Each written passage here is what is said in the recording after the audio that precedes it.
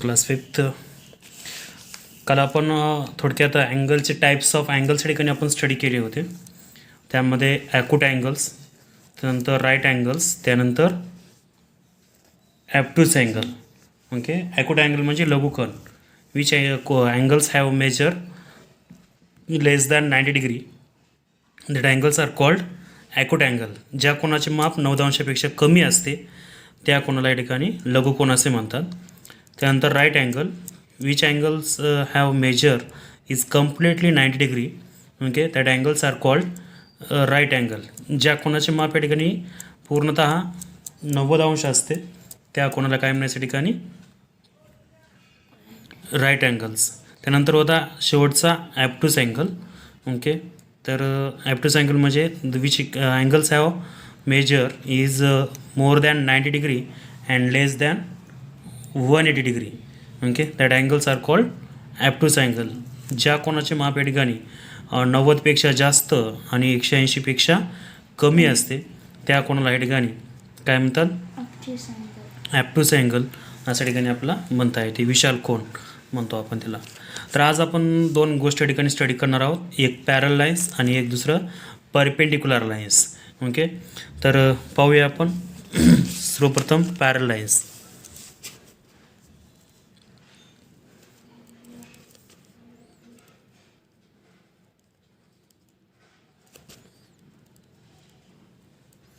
Parallel lines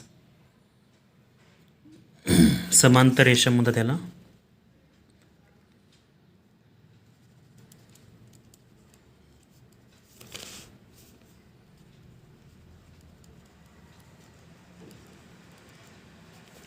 समांतर रेषा तर याच्या नावातच आहे समांतर रेषा, समान अंतरावर असलेल्या रेषा. ओके, काय दोन रेषा एकमेकापासून समदूर अंतरावर असणाऱ्या रेषांना काय म्हटलं जातं ठिकाणी समांतर रेषा अशा ठिकाणी आपला म्हटलं आहे इथे. ओके, समजा अशा दोन लाईन काढल्या आपण,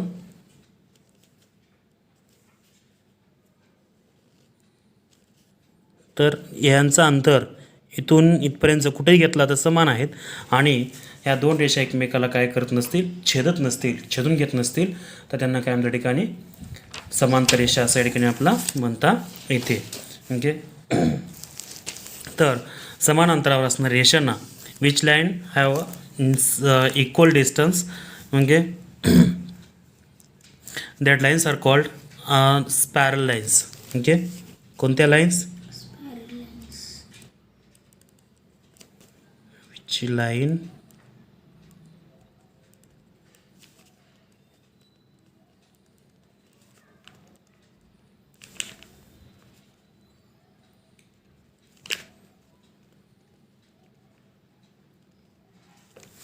same distance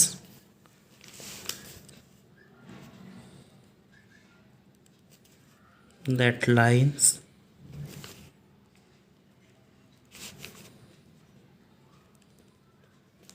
are called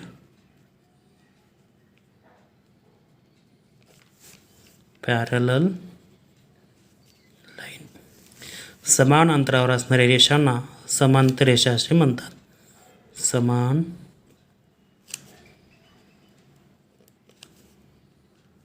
अंतरावर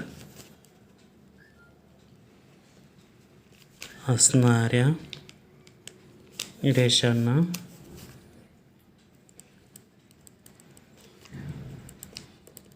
समांतर रेषा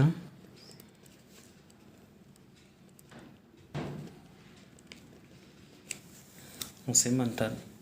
ओके, विच लाईन किंवा जर दोन रेषा असतील जर ते एकमेकाला छेदत नसतील, if two lines do not intersect each other that lines are called कोणत्या पॅरल लाईन्स.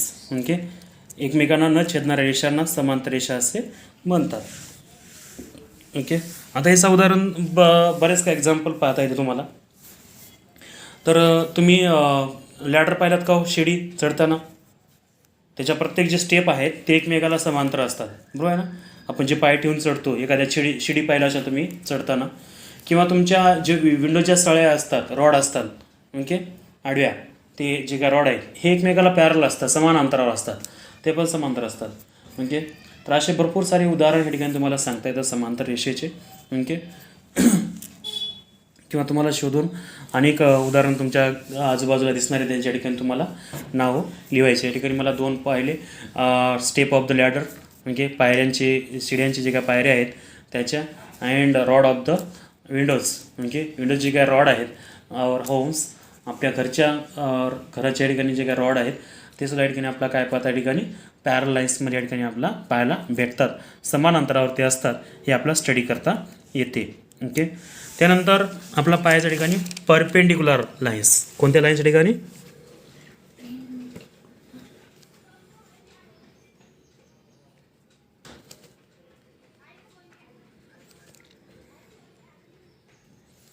म्हणजे काय हो?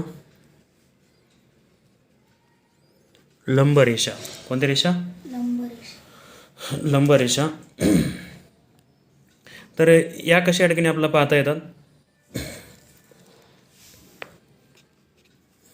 तर ज्यावेळेस समजा 2 line intersecting to each other and then make 90 degree angles. Okay, समजा 2 रेषा एकमेकाला छेदत असतील आणि 90 अंशाचा कोन जर तयार करत असतील तर त्यांना म्हणतात एकमेकाच्या परपेंडिक्युलर लाईन्स. कोणत्या लाईन्सच्या ठिकाणी? Perpendicular lines. ओके, इफ जर 2 lines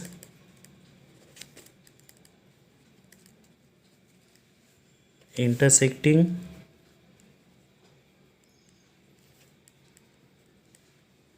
to each other and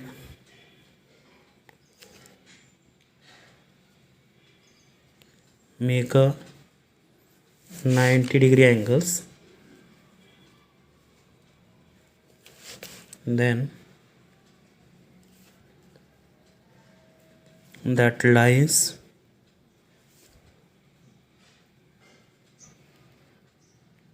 are called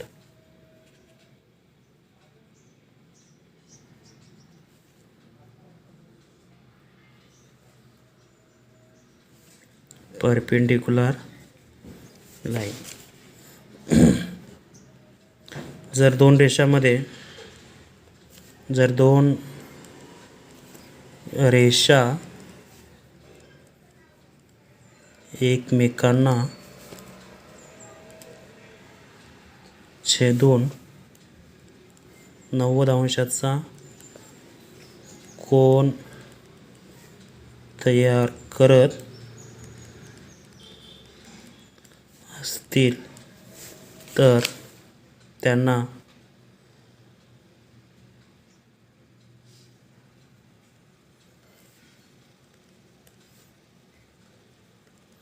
लंबरेषा असे म्हणतात. कोणती रेषा या ठिकाणी? लंबरेषा. फॉर एक्झाम्पल एक रेषा अशी काढली आपण,